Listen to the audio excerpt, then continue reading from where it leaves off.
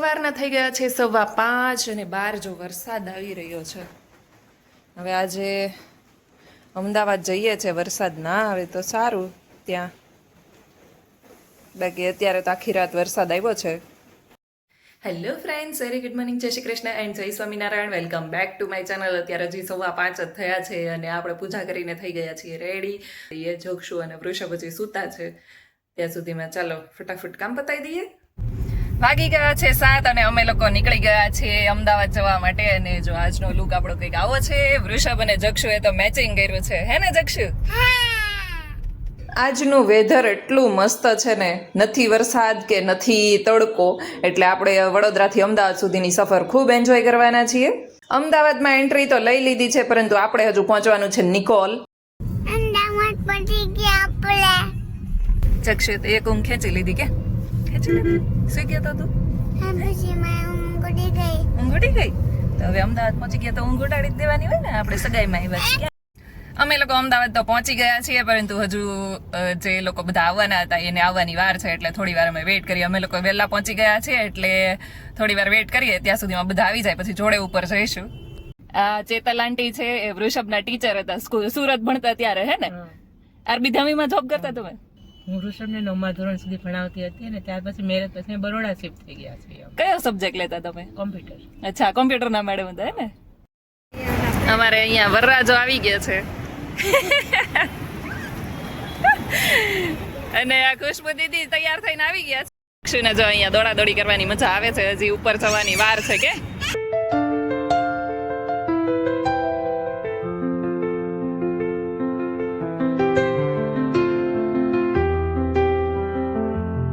જક્ષુ, તું ઓળખ છો બેટા? હે, બાબુને ઓળખ છે? ફિયા જોડે બેસી ગયો. ઘણા ખરા લોકો સુરતથી આવવાના હતા, ઘણા ખરા અમદાવાદથી આવવાના હતા, અને અમે લોકો વડોદરાથી આવ્યા છીએ. અને બધા જ વડીલો અહીંયા સ્વાગત કરવા માટે ઊભા રહી ગયા છે.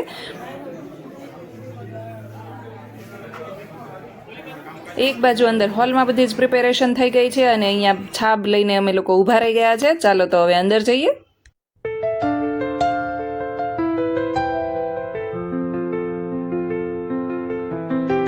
એવું કહેવામાં આવે છે ને કે કરવું હોય ને તો કંઈ પણ વસ્તુ ઇમ્પોસિબલ નથી. એવી જ રીતે અમારે છે ને બધા જ લોકો સુરતથી આવ્યા હતા અને છાબને સુરતથી લાવવી ને એ બધું ડિફિકલ્ટ હતું, પણ છતાં પણ અમારા કાકા કાકીઓનો હરખ એટલો હતો કે બધી જ ટ્રેન એ બધું સુરતથી લઈ આવ્યા હતા અને સરસ એવું આપણે ડેકોરેશન થઈ ગયું હતું અને છાબ આવી ગઈ છે.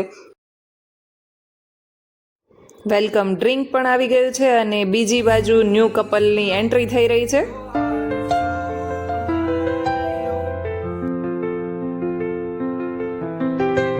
કહેવામાં આવે છે ને કે કોઈ પણ શુભ કાર્ય કરીએ ને તો ભગવાનને પહેલાં જ યાદ કરવા જોઈએ, અને અહીંયા આપણે સૌથી પહેલાં છે ને ભગવાનની આરતી કરીશું અને એ પછી યશભાઈ અને નંદિનીની એન્ગેજમેન્ટ સેરેમનીની શરૂઆત થશે. લગ્ન કે સગાઈમાં છાપ આપવાની પરંપરા મુખ્યત્વે ગુજરાતી ફેમિલીઝમાં વધારે જોવા મળે છે, અને એની પાછળનું પણ એક રીઝન છે. જ્યારે સગાઈ વખતે એકબીજાના પરિવાર તરફથી છાપ આપવામાં આવે છે ત્યારે નવા સંબંધને આનંદપૂર્વક સ્વીકારવાની પરંપરાગત રીત છે, અને એનો એક સંકેત છે કે આજથી આ સંબંધને અમે લોકોએ સ્વીકાર કર્યો છે. છાબની અંદર મુખ્યત્વે નાળિયેર અને કપડાં આપવામાં આવે છે, અને પહેલાંના જમાનામાં મીઠાઈ અને ફળ પણ આપવામાં આવતા હતા, જેનું સ્થાન અત્યારના જમાના પ્રમાણે ડ્રાયફ્રૂટ્સે લઈ લીધું છે. એટલે અત્યારે આપણે સૂકા મેવા, નાળિયેર અને કપડાં આપીને સુખ અને સમૃદ્ધિની શુભેચ્છાઓ વ્યક્ત કરીએ છીએ. અહીંયા મોઢું મીઠું કરાવવા પાછળ પણ એક કારણ છે. જ્યારે નવા સંબંધની શરૂઆત થતી હોય ત્યારે મીઠાશથી કરવી જોઈએ એવું જ માનવામાં આવે છે, તો એવી શુભ ભાવના સાથે મોઢું મીઠું થઈ ગયું છે અને છાબની લેવડ દેવડ શરૂ થઈ ગઈ છે. છાબમાં રાખેલી વસ્તુઓ માત્ર ભેટ જ નથી હોતી, પરંતુ વડીલોના શુભ આશીર્વાદ અને શુભેચ્છાઓનું પ્રતીક માનવામાં આવે છે.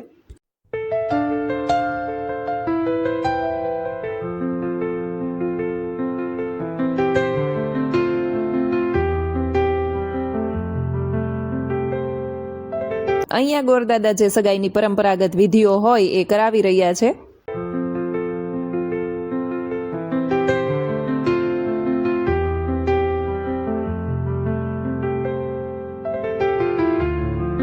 જેમાં નંદિનીને સાડી ઓઢાડવામાં આવી છે, એટલે કે ચુંદડી ઓઢાડવામાં આવે છે, અને ચુંદડી ઓઢાડીને અમારા પરિવારની એટલે કે સુહાગ્યા ફેમિલીની ભાવિ વહુ એટલે કે નવી વહુ તરીકે માન સન્માન સહિત સ્વીકાર કરીએ છીએ એવી લાગણી દર્શાવે છે. આમ તો દીકરીને ઘરની લક્ષ્મી ગણવામાં આવે છે, પરંતુ માતા પિતાને પણ ખ્યાલ જ હોય છે કે આ લક્ષ્મી થોડો ટાઈમ જ આપણી પાસે રહેવાની છે. જ્યારે મોટી થાય ત્યારે માતા પિતાને બસ એક જ ચિંતા હોય છે કે મારી દીકરી માટે કોઈ એક સારો છોકરો મળી જાય, કોઈ સારું ઘર મળી જાય. માતા પિતા માત્ર દીકરી માટે ઘર જ નથી શોધતા, એ એવું ઘર શોધે છે કે જ્યાં એની દીકરીને વહુ તરીકે નહીં પરંતુ દીકરી તરીકે રાખવામાં આવે. અને મારા કાકીજીનો સ્વભાવ એટલો સરસ છે, એ પોતે ટીચર છે અને એનો સ્વભાવ પણ આજની જનરેશન પ્રમાણે જ છે. નંદિની ખૂબ જ લકી છે કે એને મારા અરુણા કાકી અને મુકેશ કાકા જેવા સાસુ સસરા મળ્યા છે, અને મુકેશ કાકાનો સ્વભાવ પણ એટલો સરસ છે, એને દીકરી તરીકે જ રાખશે એવી મને વિશ્વાસ છે.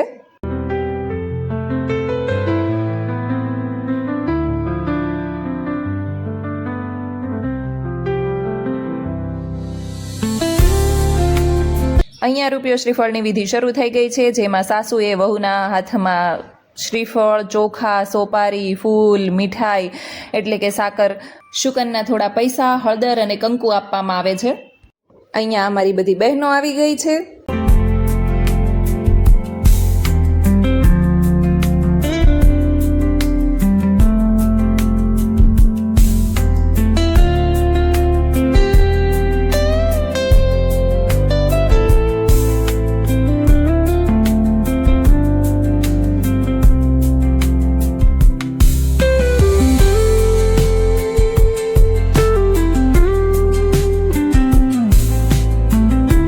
હવે વારી છે અમારા યશભાઈની. નંદિનીના મમ્મીએ યશભાઈને શ્રીફળ આપ્યું છે, અને જે દર્શાવે છે કે આજથી તમે અમારા માટે માનનીય જમાઈ છો અને અમારા પરિવારના સન્માનિત સભ્ય છો.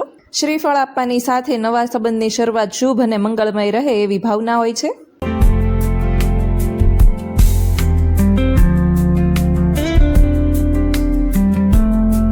કોઈ પણ શુભ કાર્ય હોય ત્યાં શ્રીફળ, કંકુ અને ચોખા એ 3 વસ્તુ તો હોય જ છે. જેમાં કંકુ એ શુભતાનું પ્રતીક છે અને ચોખા એ અખંડિતતાનું પ્રતીક છે. એટલે તમારું નવું જીવન જે શરૂ થવાનું છે એ શુભ અને અખંડ રહે એવી ભાવના સાથે આ જે એન્ગેજમેન્ટ સેરેમની એટલે કે સગાઈની જે વિધિ હોય છે એ કરવામાં આવે છે.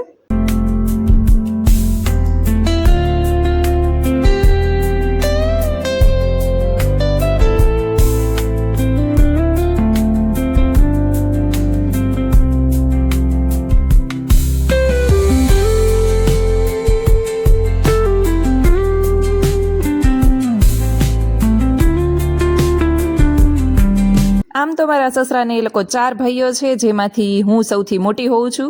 આ મારાથી નાની હોઉં છે, આ એનાથી નાની છે જેના હમણાં જ મેરેજ થયા છે, અને નંદિની એ મારી સૌથી નાની દેરાણી થવા જઈ રહી છે. સુહાગ્યા પરિવારમાં નંદિની તારું અમે સૌ દિલથી સ્વાગત કરીએ છીએ.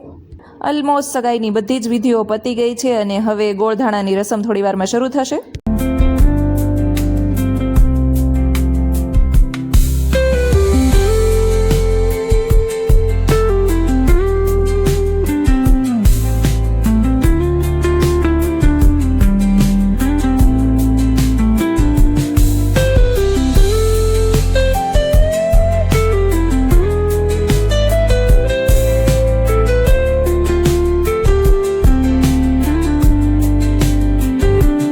નંદિનીના અને એના ફેમિલી તરફથી યશભાઈ માટે છાબ આવી ગઈ છે, તો ચાલો એને બેગમાં પેક કરી દઈએ. હવે રિંગ સેરેમનીની શરૂઆત થવા જઈ રહી છે અને અહીંયા બધા જ લોકો એટલા એક્સાઇટેડ થઈને ઊભા રહી ગયા છે.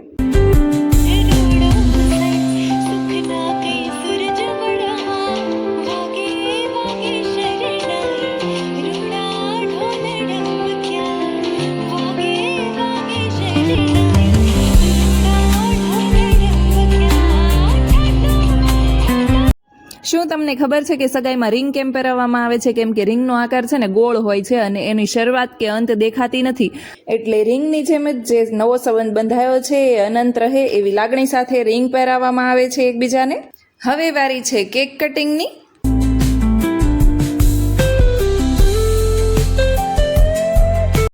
આપણે ત્યાં કહેવામાં આવે છે ને કે લગ્ન કે સગાઈ કે સંબંધો માત્ર 2 વ્યક્તિ વચ્ચેના નથી હોતા, 2 પરિવાર વચ્ચેના હોય છે. એ જ રીતે અહીંયા બંને જ પરિવારના વડીલો મીઠાઈ કે ગોળધાણા ખવડાવીને નવા સંબંધની શરૂઆત કરે છે અને એવી લાગણી દર્શાવે છે કે આજથી આપણા બાળકોનો સંબંધ આપણો સંબંધ છે અને તમારા દીકરા દીકરી હવે મારા દીકરા દીકરી છે.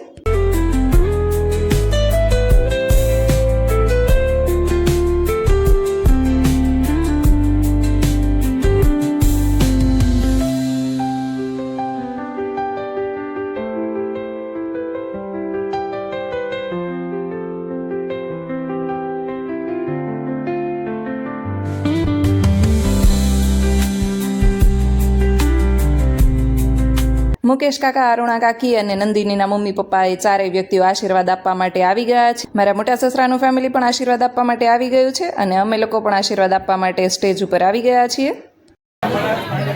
સો આ છે અમારી નેક્સ્ટ જનરેશન વહુ. આ છે 1, 2, 3 અને 4.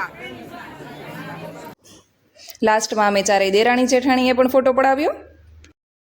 બ્લોગર હતા પ્રિયંકાબેન. અહીંયા જમણવાર શરૂ થઈ ગયો છે ને અહીંયા બીજી બાજુ જો ફોટોગ્રાફી ચાલી રહી છે. સ્ટાર્ટિંગ આપણું થઈ ગયું છે સેલેડથી. પીનટ સેલેડ છે, મને લાગે છે કે એ સરસ હશે તો આપણે લઈ લીધું છે. પછી આવી ગઈ છે સ્વીટ્સની વારી. અંજીર રોલ છે અને રબડી હોય એવું લાગે છે. જોડે છે basket chaat, cheese pineapple macaroni છે, પનીર લહેરી મસાલા એટલે પનીર મસાલા છે. એક પંજાબી શાક છે તો બીજું જોઈશે ને એટલે અહીંયા છે તુરિયા પાત્રાનું શાક, રોટી, નાન, કુલચા, દાલ ફ્રાય એન્ડ જીરા રાઈસ, પાપડ. 2 ટાઈપના સૂપ છે. જો આ લેમન સ્પિનચ કે એવું કંઈક હતું, અંદર બ્રોકલી પણ છે અને એક આ બીજું છે. આપણે નવું છે ને એ ટ્રાય કર્યું છે. જોડે છે ફલાફલ એન્ડ સમોસા. અમારે અહીંયા જો જક્ષુભાઈ છે ને